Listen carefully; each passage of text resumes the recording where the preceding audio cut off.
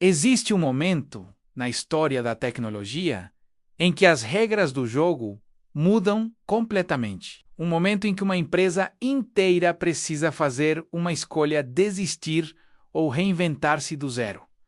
Huawei enfrentou exatamente esse momento. E o que a empresa decidiu fazer mudou para sempre a forma como pensamos sobre computadores pessoais no planeta. Tudo começou com uma decisão tomada muito longe da China, num escritório em Washington, há alguns anos atrás. Uma decisão que ninguém dentro de Huawei viu chegando com toda a força que traria. E é exatamente por isso que esta história é tão importante para compreender onde a tecnologia global está realmente caminhando. O fim de uma era de dependência durante décadas. O mundo inteiro construiu sua infraestrutura tecnológica sobre um conjunto muito específico de pilares: Android para celulares, Windows para computadores, processadores Intel e AMD correndo por baixo de tudo. Esta era a ordem natural das coisas, tão estabelecida que ninguém realmente questionava se havia alternativas.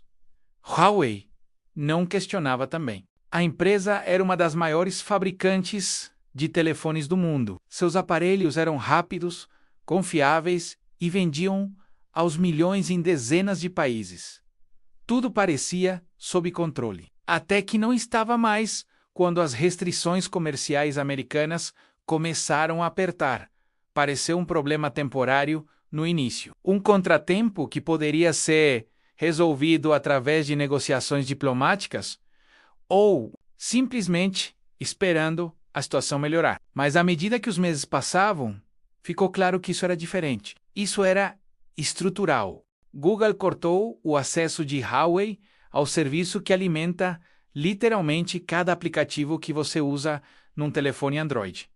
Sem ele, seus telefones se tornaram cascas vazias. O sistema operacional continuava lá, mas a alma tinha desaparecido. Os usuários não podiam acessar a Play Store, não podiam baixar Gmail, Maps, WhatsApp, nada ao mesmo tempo. Algo igualmente devastador estava acontecendo com computadores pessoais. Não era tão dramático quanto a proibição de Android, mas era igualmente sufocante. Os fornecedores de chips Hikosebensei a vender para Huawei, os fabricantes de componentes hesitavam. E Microsoft, percebendo o vento político mudando de direção, começou a distanciar-se da relação comercial. O pior não era a proibição em si, era a incerteza. Ninguém sabia quanto tempo levaria até que tudo desmoronasse completamente. Ninguém sabia se a próxima semana traria mais restrições. Ninguém sabia se havia um futuro. Mas foi exatamente nesse ponto de máxima incerteza que os executivos de Huawei tiveram uma realização profunda. Uma realização que mudaria tudo. A epifania que acendeu o fogo. Os líderes da empresa compreenderam algo que poucos reconheciam. Na época, dependência é risco. E risco é uma vulnerabilidade que qualquer nação pode explorar. Se você constrói seu negócio sobre sistemas que não controla, sobre softwares criados do outro lado do mundo, sobre tecnologias que podem ser desligadas com uma caneta à mão de um político, então você não está realmente construindo nada. Você está emprestando temporariamente. Este insight não era novo para a China. A liderança chinesa há muito tempo preocupou-se com a forma como sua indústria tecnológica estava completamente dependente do Ocidente. Mas agora, com Huawei sendo esfaqueada pela sua própria vulnerabilidade, a mensagem ficou impossível de ignorar. A solução deveria ser óbvia: reconstruir tudo do zero, criar um sistema operacional inteiramente próprio, criar um ecossistema que pertencesse apenas à China, criar a liberdade de escolha que havia sido tirada. Apenas uma empresa tinha os recursos, a engenharia, o conhecimento e, mais importante, o apoio governamental para tentar algo assim. Apenas uma empresa tinha tudo a perder e, portanto, tudo a ganhar. Então começou o projeto secreto, os anos de silêncio. O que ninguém percebeu durante os anos que se seguiram era que Huawei estava fazendo algo extraordinário nos bastidores. Algo que exigiu paciência de forma de um tipo que raramente vemos na indústria da tecnologia moderna. A maioria das empresas teria feito um anúncio em 2019 ou 2020 sobre seu novo sistema operacional. Teria havido conferências de imprensa, executivos em palcos, promessas grandiosas sobre o futuro. Huawei fez o oposto. Silenciosamente longe dos olhos da imprensa ocidental, a empresa montou times de engenharia massivos, recrutou os melhores desenvolvedores, começou a reconstruir, linha por linha de código, um sistema operacional completamente novo. Não era apenas Harmony o que estava sendo feito. Era uma visão inteira, uma plataforma que funcionaria não apenas em telefones, mas em tablets, em computadores, em smartwatches, em automóveis, em cada dispositivo conectado que uma pessoa pudesse imaginar. A metáfora perfeita para descrever esse trabalho seria a de um construtor de pontes que trabalha na madrugada, onde ninguém pode vê-lo. Ele sabe exatamente para onde a ponte leva. Ele conhece o projeto de cor, mas ele aguarda o momento certo para revelar sua obra. Enquanto isso, o mundo ocidental estava completamente desatento. Os analistas de tecnologia continuavam cobrindo gadgets de Apple. Os jornalistas de negócios debatiam o futuro de Android. Ninguém realmente compreendeu que, nas sombras, algo colossal estava sendo construído, a mudança que ninguém viu chegando. No final de 2024, Huawei anunciou HarmonyOS Next.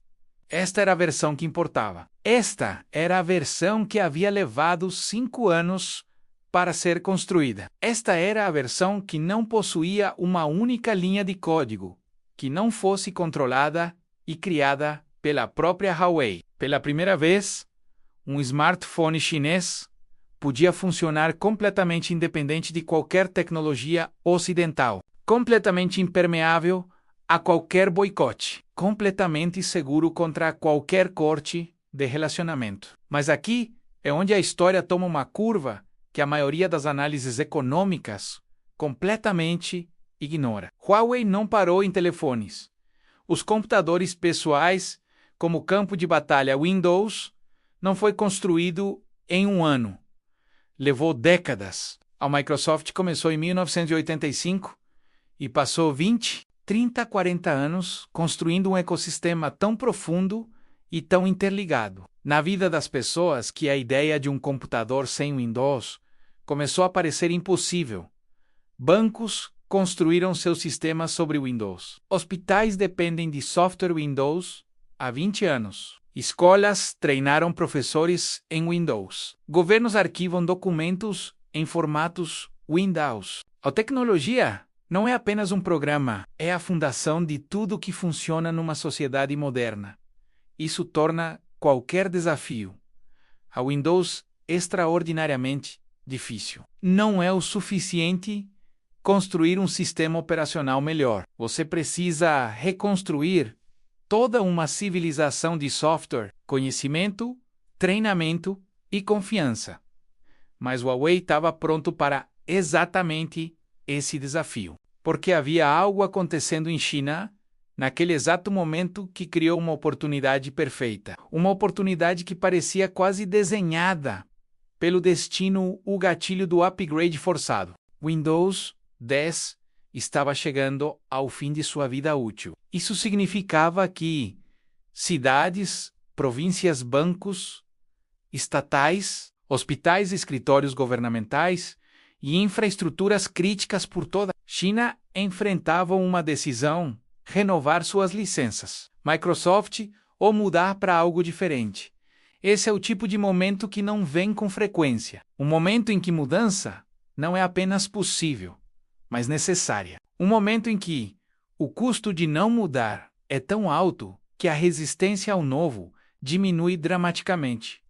E o governo chinês viu essa oportunidade com total clareza. Começou a encorajar ativamente as agências estatais, os bancos, os operadores de infraestrutura a tratarem esse upgrade não como uma renovação, mas como um ponto de inflexão.